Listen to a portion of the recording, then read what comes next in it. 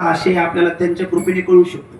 म्हणून त्यांचं एकदा पोट तिरकीने अंतकरणापासून भजन करू. वैकुंठातून तुकोबराने सांगावं काही या 3 शब्दाचा अर्थ हाय. नाही तर आळंदीच्या माऊलीने सांगावं आपल्याला हाय आणि आपला उद्धार होईल. सगळ्यांनी त्याकरता मोठ्या मनाने मोठ्या अंतकरणाने बोला. आणि बघू ना आपण माता माऊलीला जास्त काळजी जाणून घ्यायची का पुरुष मंडळीला? ज्यांना जास्त काळजी असेल त्यांचा आवाज जास्त येईल. ज्यांचं याच्यातून काही आढळ नसेल ते आवाज काढणार नाही. आता कळेल आपल्याला कोण आवाज काढतो कोणाला हे जाणून घेण्याची जिज्ञासा आहे. महिला मंडळ सुरू. तुम्हीच आवाज अगोदर. नामदेव जनाबाई सोपन काका वाह पुरुषांचा आवाज जय हो जय हो.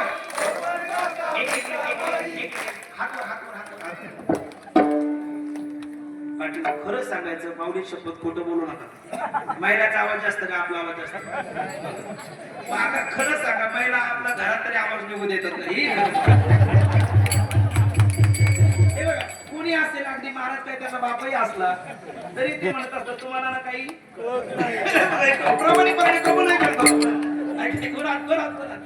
आता ते जर तिथे आवाज निघू देत नाही आपल्याला इथेही निघू देत नाही. खरं सगळं आपण कंट्रोल नाही करू द्यायचं.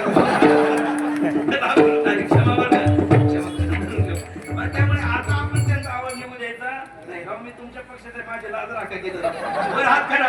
आता मात्र त्यांचा आवाज निघू द्यायचा नक्की बघा. ते म्हणतात बघते बघा बघ एकदा एकदा हरी बोल.